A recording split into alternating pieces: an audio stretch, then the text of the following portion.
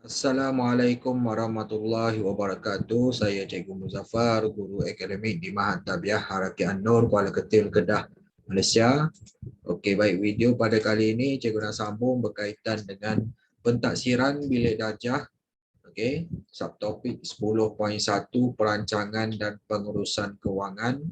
Di bawah bab yang ke-10, matematik pengguna pengurusan kewangan di bawah silibus matematik tingkatan 4 KSSM.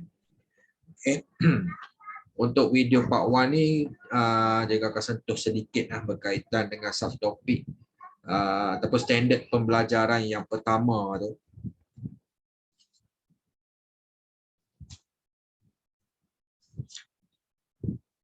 Okey, soalan ini cikgu ambil daripada buku modul aktiviti mesra digital matematik tingkatan 4 KSSM terbitan Sazbadi 9 Berhad, muka surat 143 sehingga muka surat 146. Okey, kita terus pergi kepada soalannya.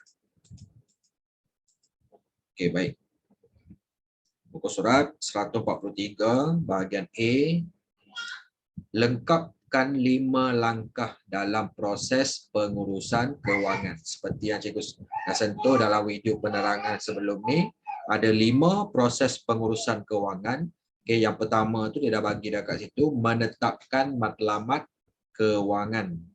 Okay, dan yang kedua, dia tulis dalam kotak tu, menilai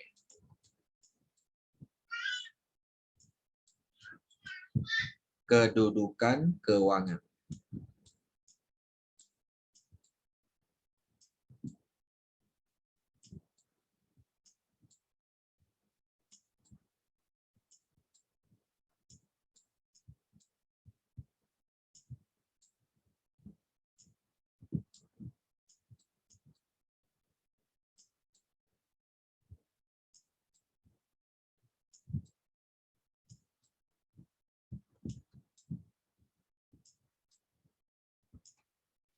Okey, baik.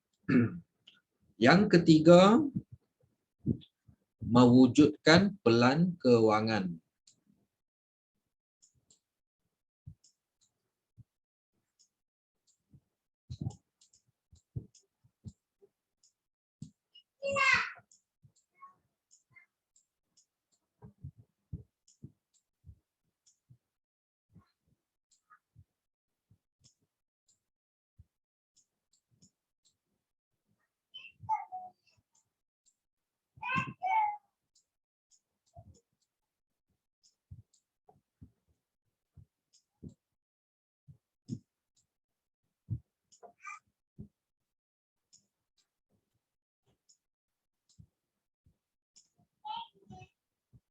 Okey, yang keempat,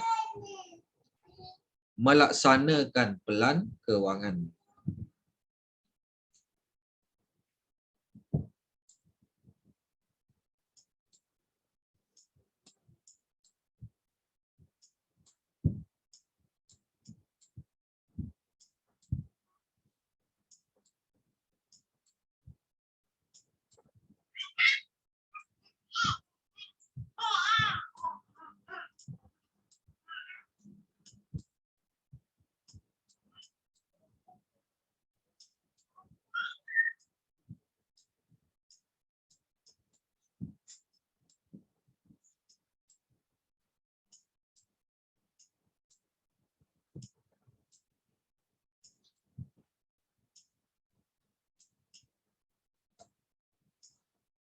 Okey.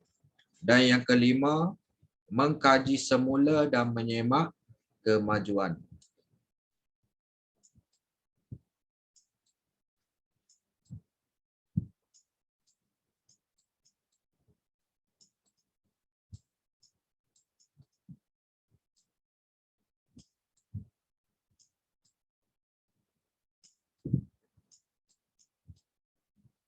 Okey, mengkaji semula dan menyemak kemajuan.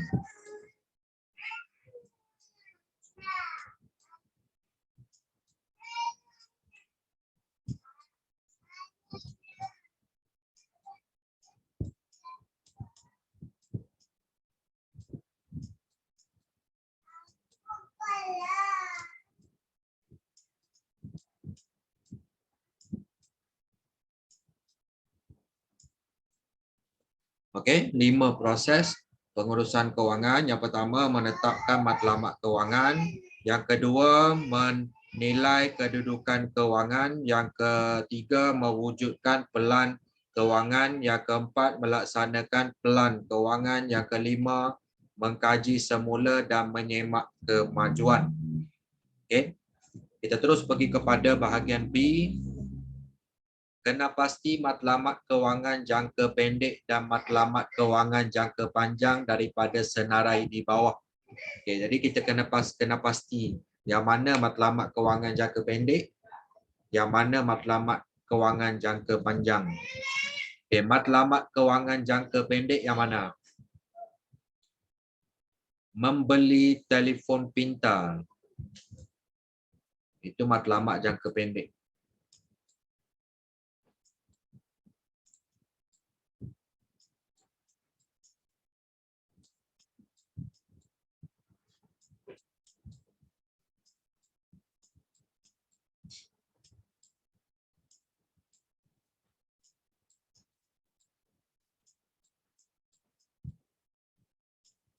Okey, matlamat jangka pendek seterusnya membeli komputer riba.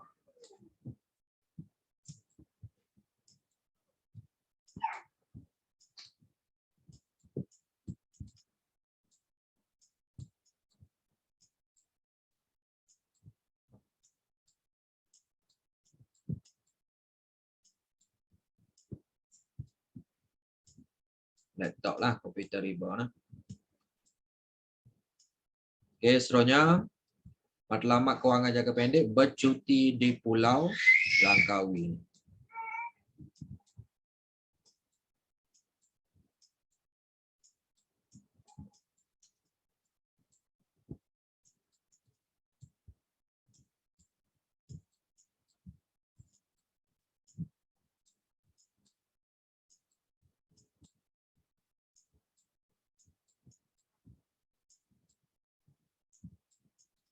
Okey. Seterusnya matlamat kewangan jangka panjang. Okey, simpanan untuk pendidikan anak-anak.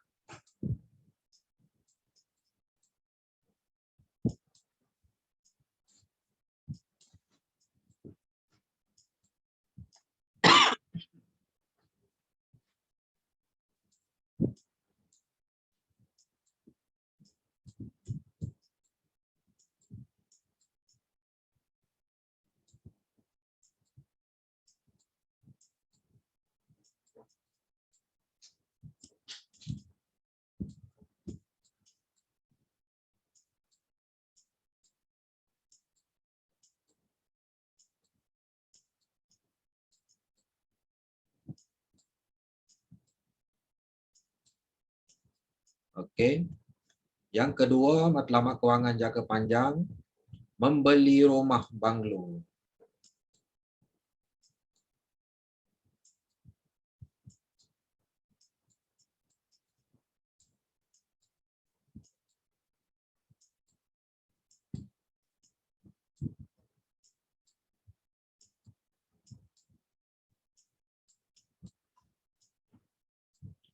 Dan yang ketiga, membuka restoran.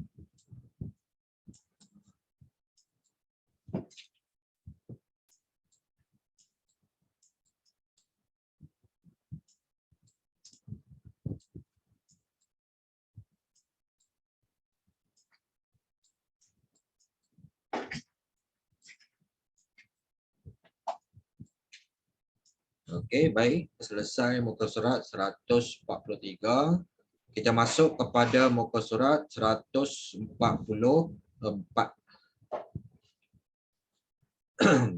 Tulis matlamat kewangan bagi setiap individu berikut mengikut pendekatan SMART. Okey. Soalan 1. Puan Zuraida ingin membeli sebuah komputer untuk pembelajaran anaknya dalam tempoh 8 bulan. Dia memilih untuk membeli sebuah komputer yang berharga RM4,800. Puan Zuraida perlu menyimpan RM600 sebulan daripada pendapatan bulanannya RM4.500 untuk mencapai matlamat kewangannya. Okey, baik. Jadi kita dah belajar berkaitan dengan konsep SMART. Khusus, spesifik, boleh diukur, measurable, boleh dicapai, attainable, bersifat realistik, tempoh masa, time bound, SMART. Okey, bahasa Inggeris lah, SMART, SMART. Jadi, khusus dia tu, okey, matlamat khusus dia membeli sebuah komputer. Jadi kita sambung kata yang lain tu. MART tu apa dia? Boleh diukur. Bukti dia, komputer tadi bernilai, kita tulis kat situ, bernilai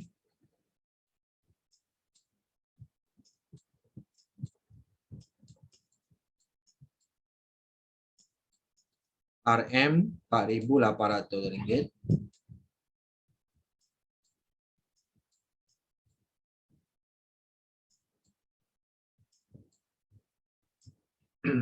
Dan memerlukan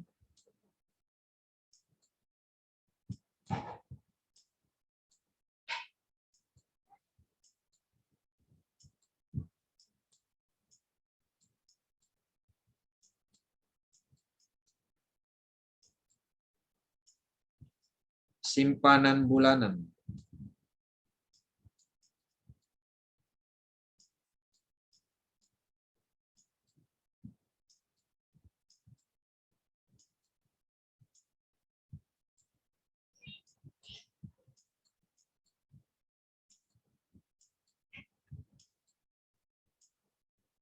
RM600.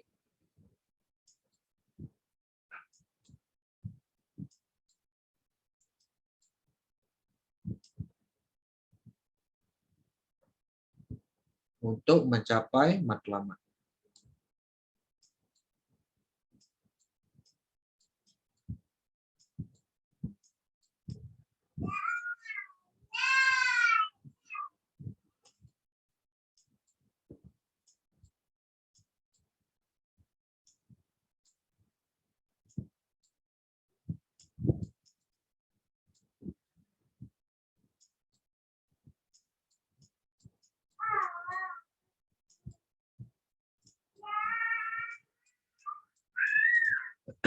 Okey, baik. Seterusnya boleh dicapai, attainable. Okey. Boleh dicapai ke tak boleh dicapai. Jadi kalau kita kata tadi dia simpanan RM600 sebulan, jadi nak dapat kalau kata harga, kalau kata boleh dicapai ke tak tu kita tengok pada pendapatan bulanan dia RM4.500 sebulan. Jadi dia nak simpan RM600 sebulan, boleh. Simpanan boleh dicapai lah.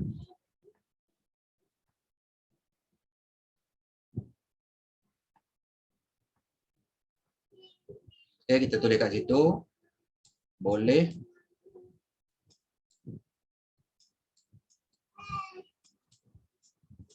mencapai.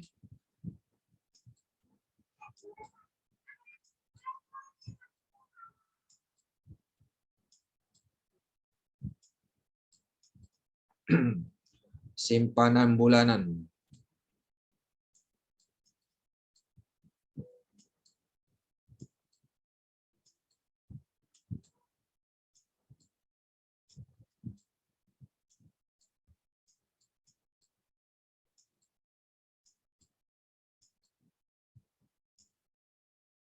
Sebanyak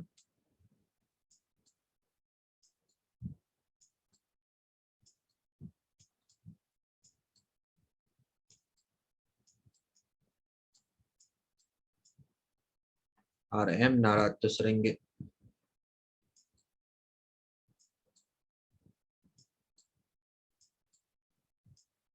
Daripada pendapatan bulanan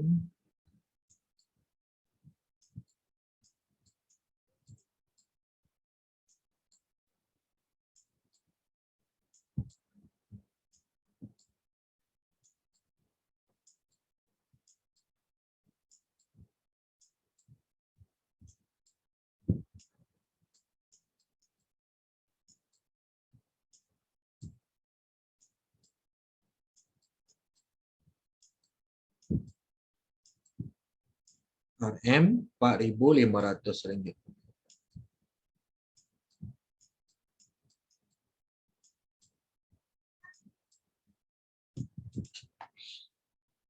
Okey, bersifat realistik. Realistik ni macam mana? RM600 tadi tu, daripada pendapatan bulanan RM4.500, berapa peratus daripada pendapatan tu kita kira kat situ. RM RM600 daripada pendapatan bulanan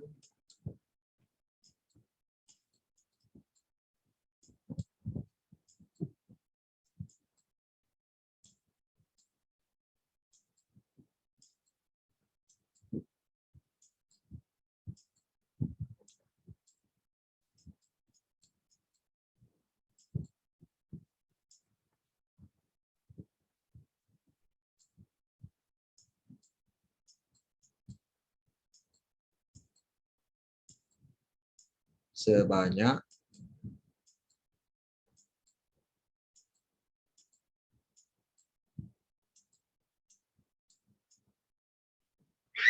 RM RM4.500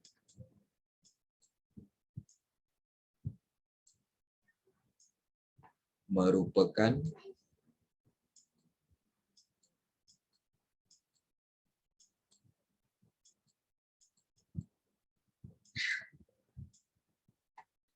kalau kita kira tu ia adalah 13.3%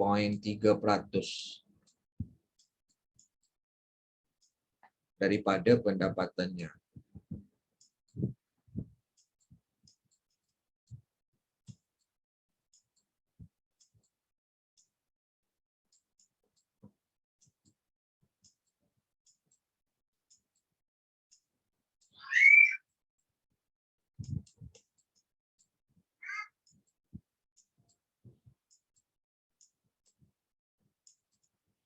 Okey.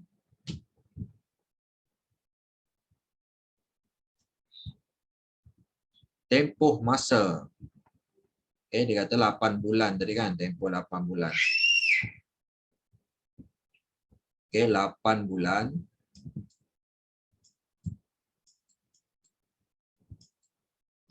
adalah cukup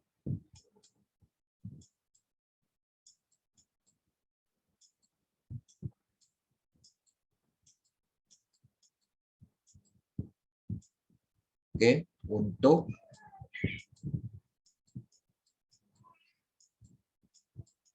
mengumpulkan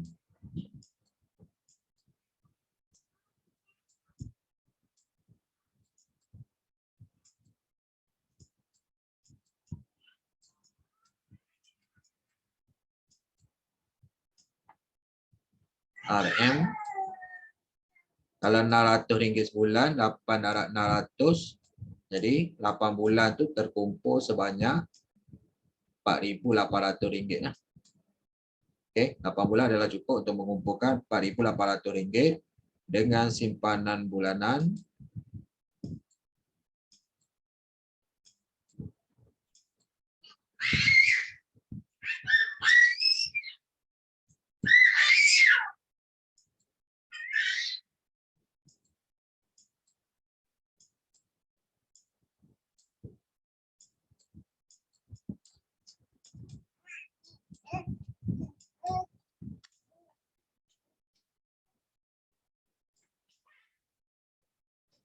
dan simpanan bulanan RM600. Selesai soalan 1. Kita pergi kepada soalan 2. Konsep yang sama, konsep SMART. Situasi yang berbeza lah. Encik Syam ingin membeli sebuah telefon bimbit baharu dengan bernilai RM2,133. Mahal telefon bimbit. Dia mensasarkan untuk membeli telefon bimbit itu dalam masa 9 bulan. Encik Syam perlu menyimpan RM237 daripada pendapatan bulanannya RM2,400 untuk mencapai matlamat kewangannya. Matlamat khusus spesifik dia membeli telefon bimbit boleh diukur. Diukur kita tengok nilai dia dengan simpanan bulanan dia. Jadi kita tulis kat situ. Okey, telefon bimbit tadi kita tulis bernilai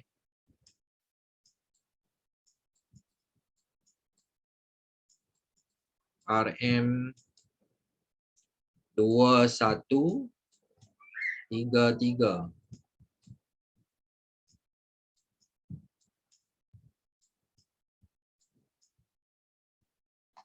dan memerlukan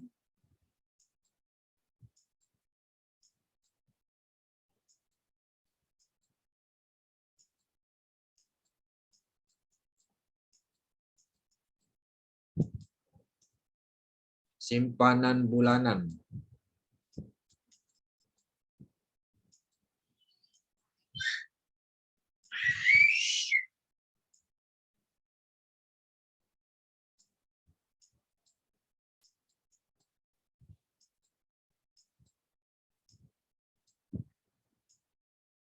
RM 237. Okey, RM237 untuk mencapai matlamat.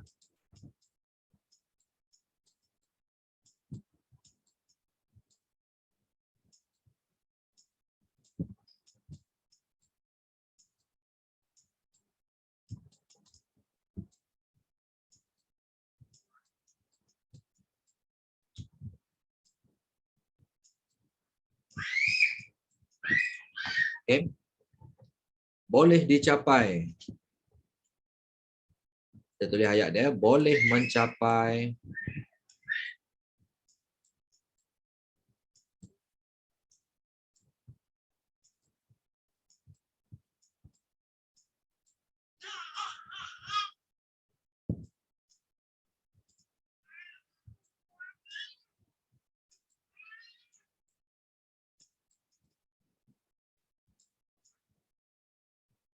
simpanan bulanan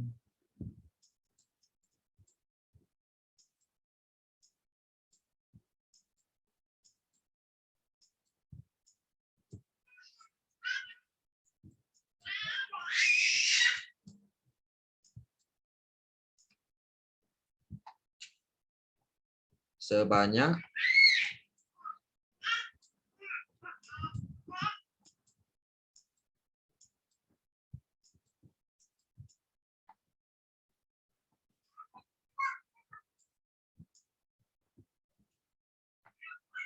RM 237 daripada pendapatan bulanan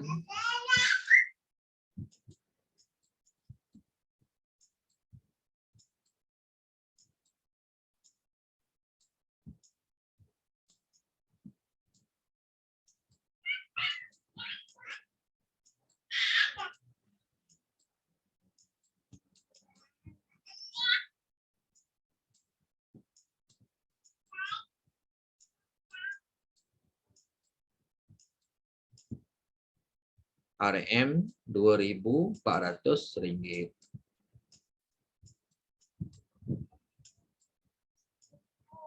Okey, baik. Okey, seterusnya bersifat realistik. Okey. RM 237 itu berapa peratus daripada pendapatan bulanan dia? RM 237 daripada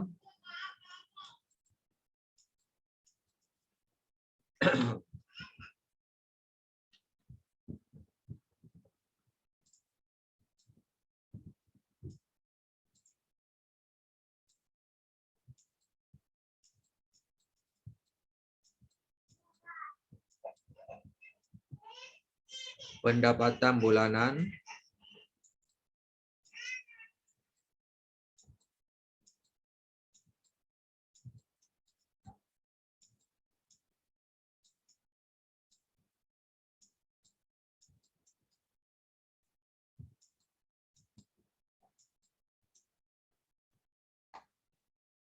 RM RM2.400 merupakan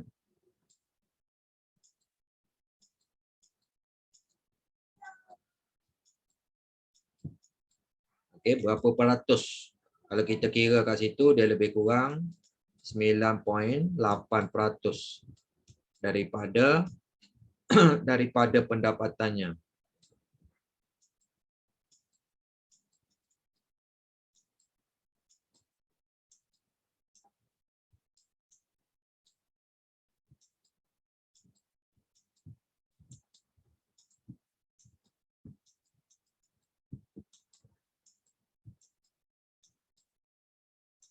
Okey. Tempoh masa, berapa tempoh masa dia tadi? Dia bagi 9 bulan. Jadi 9 bulan tu mencukupi lah. Okey, 9 bulan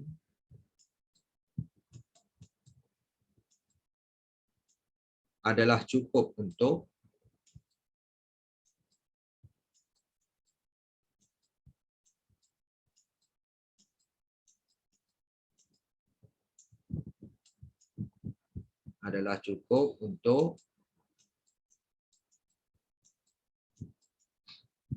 mengumpulkan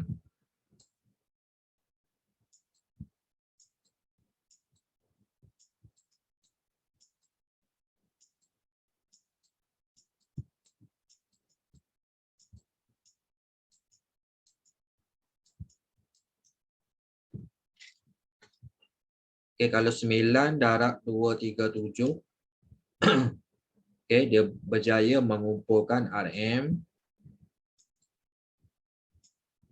2133 tu harga telefon bimbit yang dia nak beli itulah.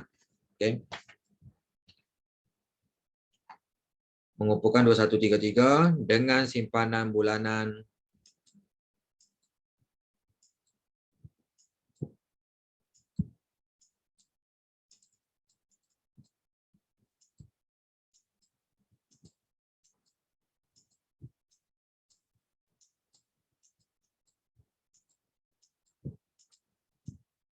RM RM237. Jadi untuk konsep smart ni, ayat ni lah yang kita guna kan. Okey. Setiap situasi mesti ayat dia macam tu lah. Khusus tu membeli apa, boleh diukur bernilai berapa dan berapa simpanan bulanan untuk mencapai matlamat. Boleh dicapai tu mesti ayat dia boleh mencapai simpanan bulanan berapa daripada pendapatan bulanan berapa. Bersifat realistik maksudnya berapa, orang kata simpanan bulanan tu daripada pendapatan bulanan berapa peratus. Tempoh masa berapa bulan ke berapa tahun, berapa bulan lah biasanya cukup untuk mengumpulkan berapa jumlah daripada tempoh tu lah. Okey. Baik, selesai muka surat 144. Kita pergi kepada muka surat 145. Okey. Pergi pada bahagian A dulu. Kena pasti pendapatan aktif dan pendapatan pasif bagi setiap pendapatan berikut. Okey, baik, kita dah sentuh berkaitan dengan perkara ni, pendapatan aktif pasif. Okey, pendapatan aktif adalah gaji. Yang pertama gaji. Okey, setiap bulan dapat gaji. Yang kedua allowance. Okey. Dan yang ketiga commission. Okey, yang ini pendapatan aktif. Manakala pendapatan pasif, okey, dividen.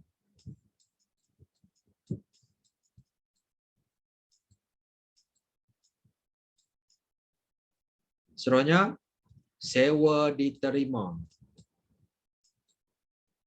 Contohnya dia sewa rumah ke, setiap bulan dapat, orang kata duit sewa lah. Sewa diterima ni pendapatan pasif.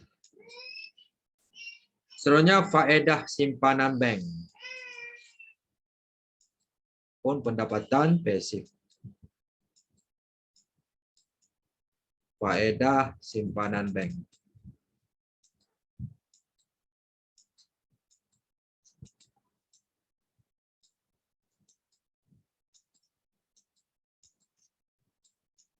Okey, selesai bahagian A, kita pergi pada bahagian B.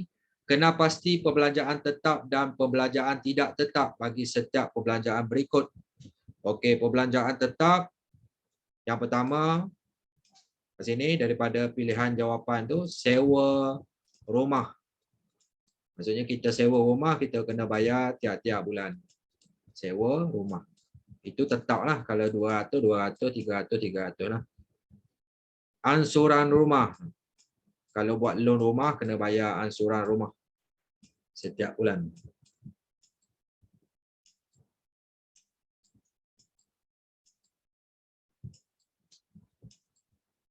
Okey, seterusnya bayaran insurans yang tetap kita bayar, premium bulanan tu sama, tetap. Okey, bayaran insurans.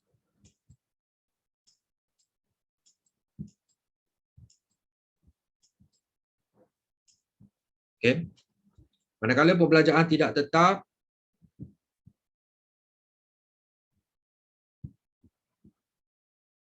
pembayaran bil internet.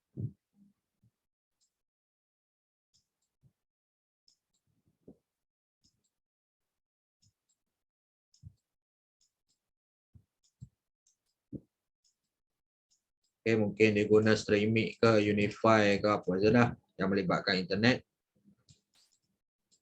Yang kata tak tetap lah, kalau guna sikit bayar, kalau guna banyak lah kena bayar ikut penggunaan.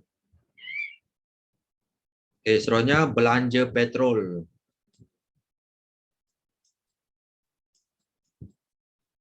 Okay, kalau perjalanan tu dekat, sikit lah guna. Kalau perjalanan jauh, ulang alik kerja setiap hari ke, petrol tu tambahlah, tak tetap lah. Okay, barangan dapur. Mungkin bulan ni nak masak sikit lah kosnya. Kalau nak masak banyaklah kos untuk barangan dapur.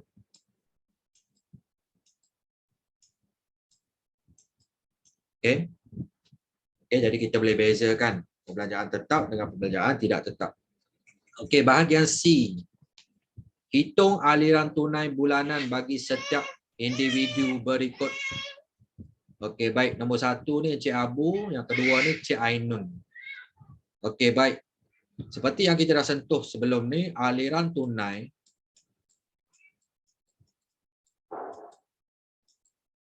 cara kita nak kira dia sama dengan jumlah pendapatan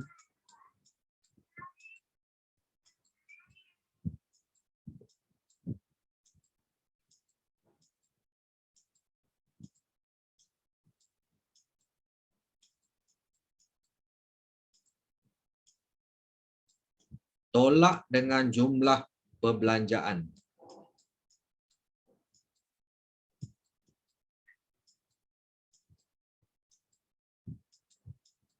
Perbelanjaan.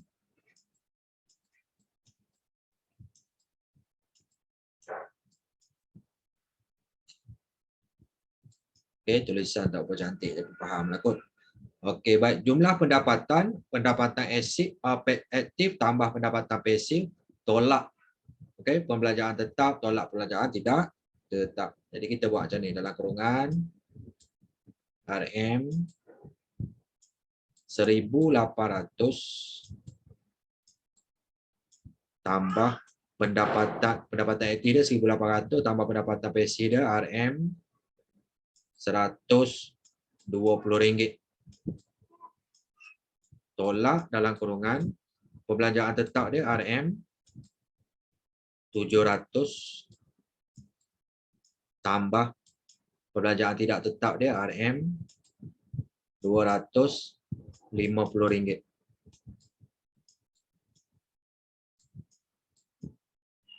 Okey, jadi kita kira kat situ 1,800 tambah 120 tolak 700 tambah 250. Jadi kita akan dapat kat situ RM dia positif lah, RM 970. Okey. Jadi kat situ kita tengok aliran tunai positif.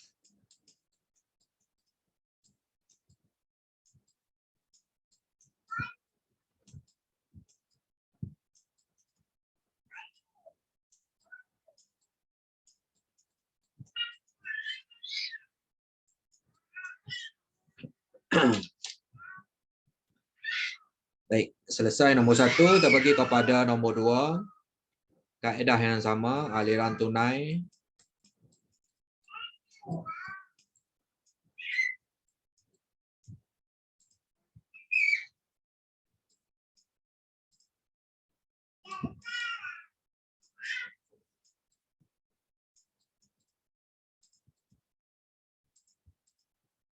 sama dengan jumlah pendapatan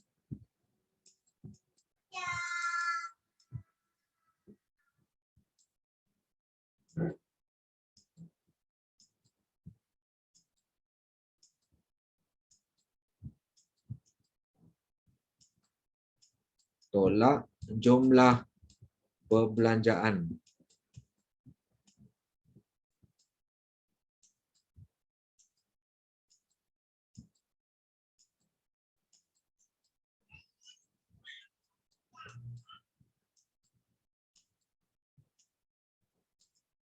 Okey, sama juga pendapatan aktif tambah pendapatan pasif untuk jumlah pembelanjaan. Okey, RM 2000 tambah RM 200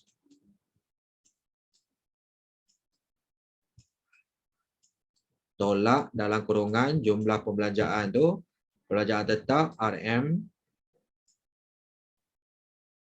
1800 tambah pembelanjaan tidak tetap dia RM 500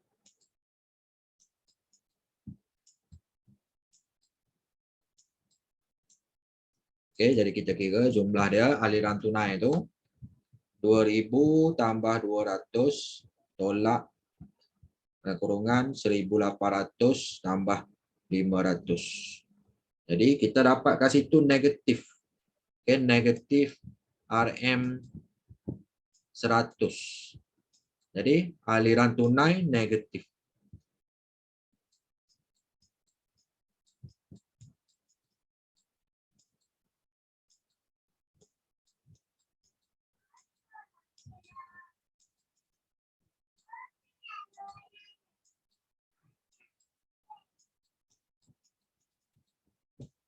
Okey, jadi kita nampak perbandingan antara aliran tunai positif dengan aliran tunai negatif. Jadi kita masuk pada muka surat 146. Okey. Muka surat terakhir. Okey, soalan 1, Cik Lee menerima pendapatan aktif sebanyak RM2,300 dan pendapatan pasif sebanyak RM300 dalam sebulan. Dia menanggung pembelanjaan tetap sebanyak RM2,100 sebulan dan pembelanjaan tidak tetap sebanyak RM800 sebulan.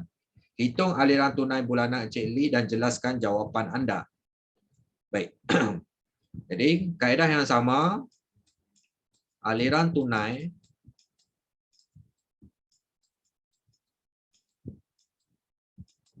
sama dengan jumlah perbelanjaan, jumlah pendapatan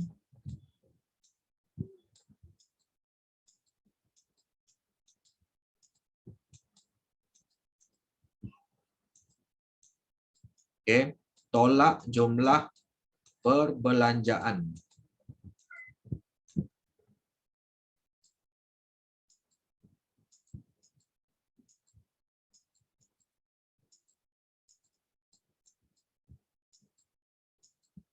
Jadi jumlah pendapatan kita ambil pendapatan aktif tambah pendapatan pasif. Pendapatan aktif RM2,300 tambah pendapatan pasif dia RM300.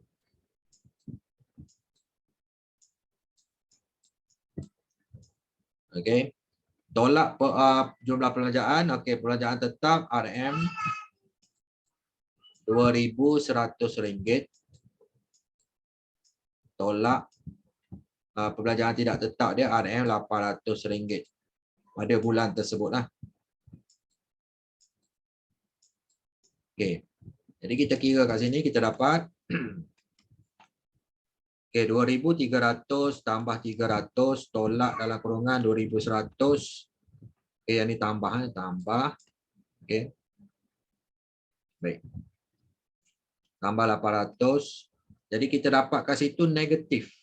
Negatif RM300. Apa maksud dia? Aliran tunai negatif.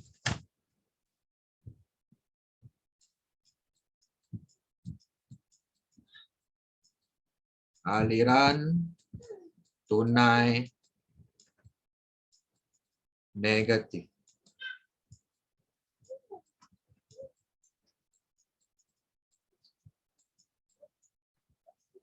Okey, baik.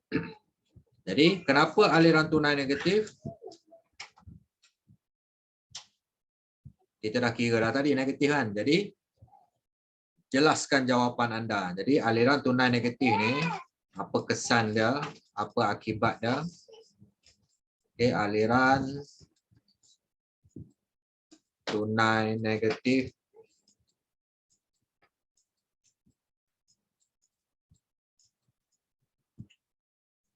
akan membebankan.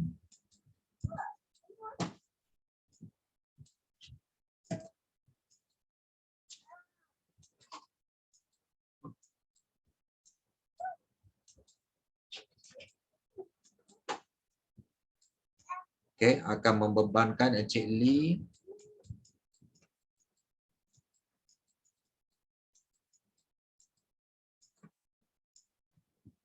dan mungkin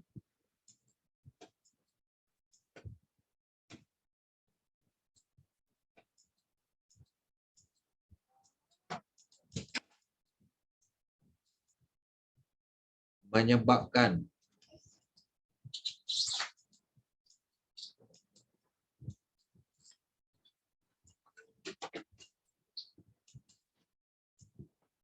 penggunaan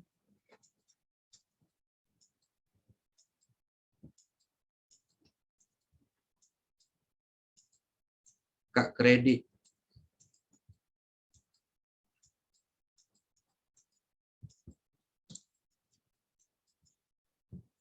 bagi mengatasi masalah kewangan.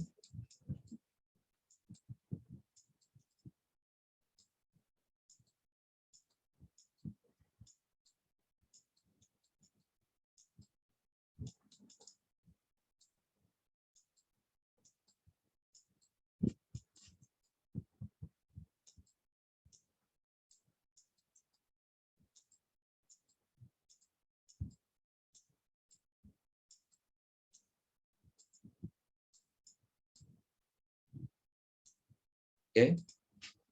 Baik. Pergi kepada soalan yang kedua. Cik Siti ialah seorang kerani akaun di sebuah syarikat swasta. Dia menerima gaji bulanan sebanyak RM3,500 dan juga menerima RM1,200 hasil daripada kerja sambilannya.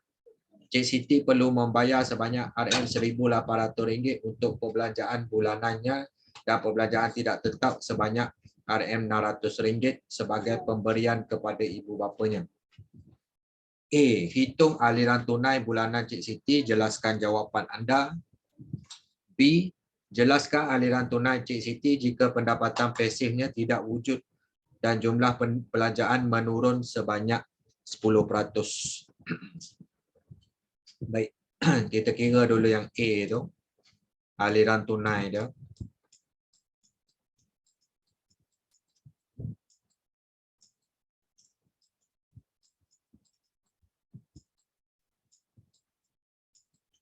Sama dengan jumlah pendapatan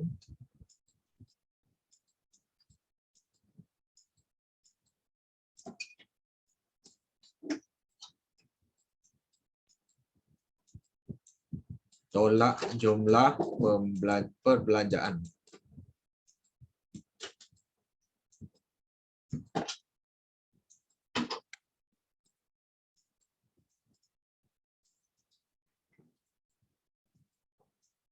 Okey, jumlah pendapatan kita ambil gaji dia tu aktif kan, pendapatan aktif gaji dia RM 3.500 tambah kerja sambilan dia tu dia dapat RM RM1.200 pendapatan pasif dia. Tolak jumlah pembelanjaan tetap dia RM RM1.800. Okey, tambah pembelanjaan tidak tetap dia RM600. Pemberian kepada ibu bapa dia RM600. Jadi kita kira kat sini kita akan dapat 3.500 tambah 1.200 tolak 1.800 tambah 600. Jadi kita akan dapat kat sini RM 2.300. Positif lah. Positif maksudnya aliran tunai positif.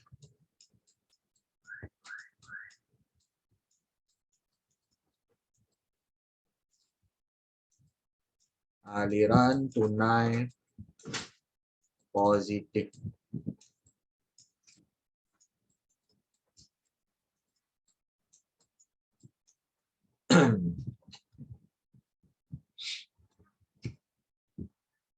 Baik. Jadi bila aliran tunai positif, apa maksud, apa kesan dia, apa akibat dia, apa kelebihan dia, kita tengok. Aliran tunai positif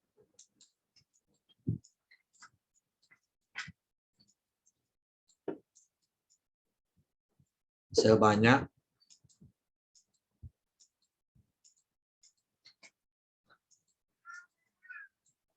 RM 2.300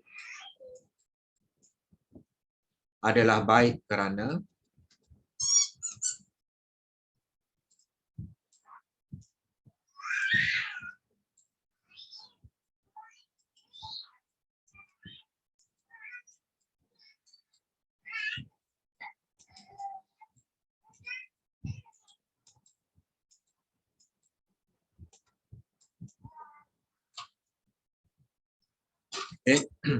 Cik Siti boleh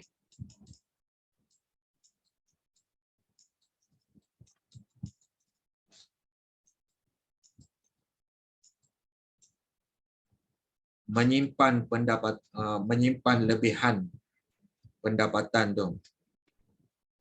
Boleh menyimpan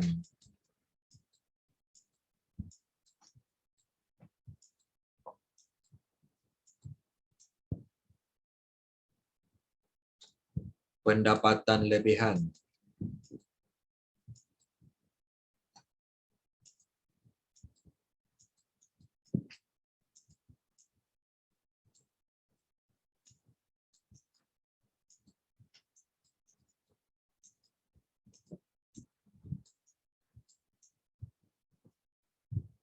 di bank.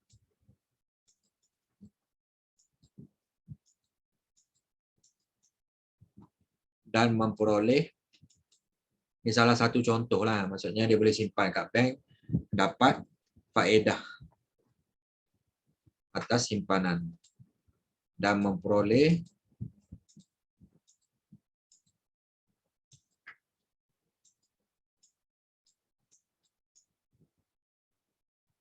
faedah atas simpanan.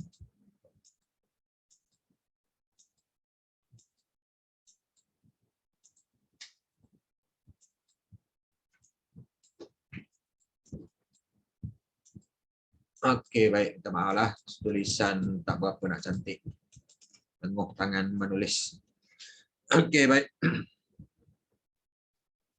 Seterusnya, okey, B tu.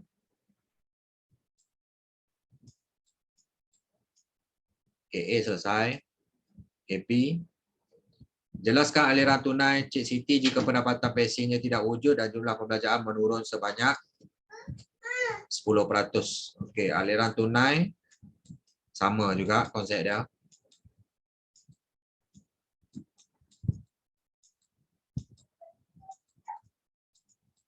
Okey, jumlah pendapatan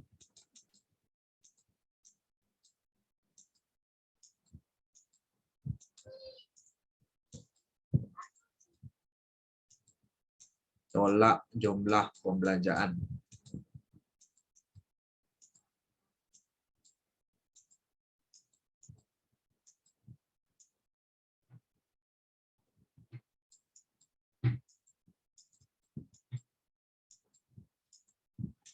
Okey.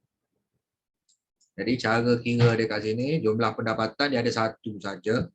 Okey, pendapatan aktif, pasif tu tak ada. Okey, 3,500 tolak dengan sekarang ni dia perbelanjaan tu menurun sebanyak 10%. Jadi yang tinggal adalah 90% lah. 90/100. Okey, daripada, jadi kita tambah tadi ni dua perbelanjaan tu, perbelanjaan tetap 1,800 tambah 600 tadi kan, yang asal tadi kan. Okey, yang atas tadi jumlah tu 2,400. Jadi sekarang ni berkurang sebanyak 10%. Jadi tinggal 90% lah kat situ. Okey. Jadi RM 3,500 tolak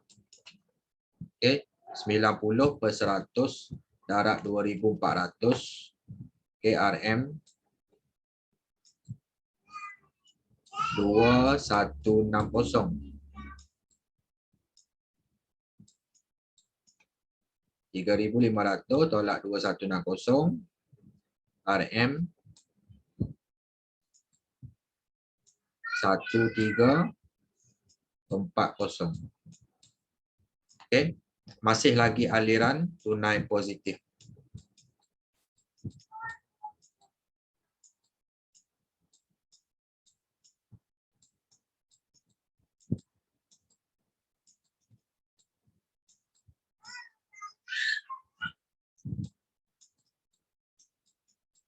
Okey. Jelaskan jawapan jelaskan aliran tunai. Okey, baik. Jadi aliran tunai positif. Okey, jadi jelaskan ayat dia, kita boleh buat kat sini lah. Okey, 1340 ni aliran tunai positif, kita tulis kat sini sikit lah. Okey, ruang tak cukup jadi cikgu tulis kat sini, boleh melabur. Maksudnya 1340 tu Cik Siti ni boleh melabur. Okey, atau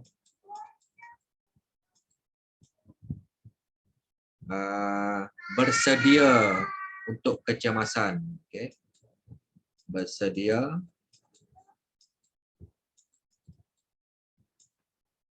hadapi situasi kecemasan. Maksudnya kalau ada apa-apa kecemasan berlaku, duit ni yang boleh digunakan lah. Okey.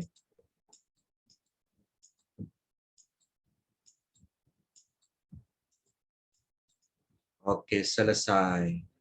Jadi dengan berakhirnya soalan tersebut, tamatlah video pentaksiran bilik darjah part 1 untuk bab 10 matematik pengguna pengurusan kewangan di bawah silibus matematik tingkatan 4 KSSM. Semoga dengan perkongsian cikgu ini dapat memberi manfaat kepada para pelajar, memberi panduan kepada para guru untuk mengajar anak-anak pelajar masing-masing, dan juga kepada siapa sahaja menonton video ini dapat tahu, dapat faham, dapat mahir, dapat menyelesaikan soalan ataupun masalah yang melibatkan pengurusan kewangan. Semoga bermanfaat dan boleh diaplikasikan dalam kehidupan seharian dan kerjaya anda.